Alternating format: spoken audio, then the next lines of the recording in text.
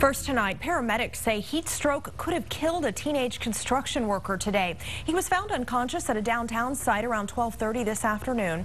It was about 95 degrees outside at the time. By 2 o'clock, it was 97, and by 4, we reached 100 degrees, our highest temperature of the day.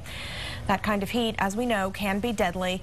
Jared Wise is here. Paramedics, with why paramedics were surprised that this teen, Jared, survived today. Well, it was surprising, Shannon. That 17-year-old's body temperature was 108 degrees, and paramedics on scene told me they have never seen a living person have a temperature that high.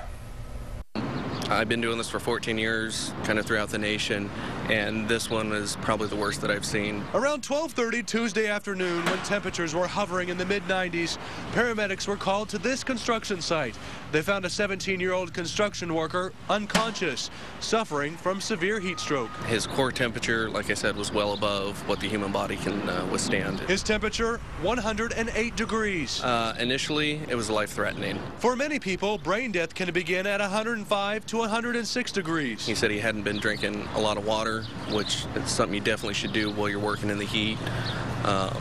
He didn't have a hat on. He had a hard hat, which is going to trap heat, and they weren't taking breaks. Paramedics say he was also wearing several layers of clothing, and they're amazed he survived. They were able to lower his body temperature on the way to the hospital, and several hours later, he was alert and awake. Every summer, we tend to see more and more heat-related emergencies. The teen was one of 33 people Austin Travis County EMS have treated for heat-related injuries in the past 2 weeks. 13 of those cases were severe.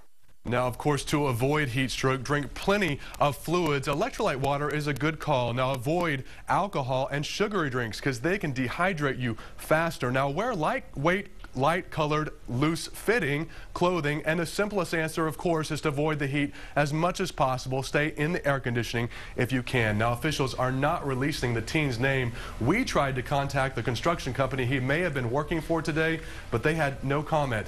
OSHA, the government agency that regulates workplace safety, is now investigating this case. Reporting live in the studio, Jared Wise, KXAN Austin News.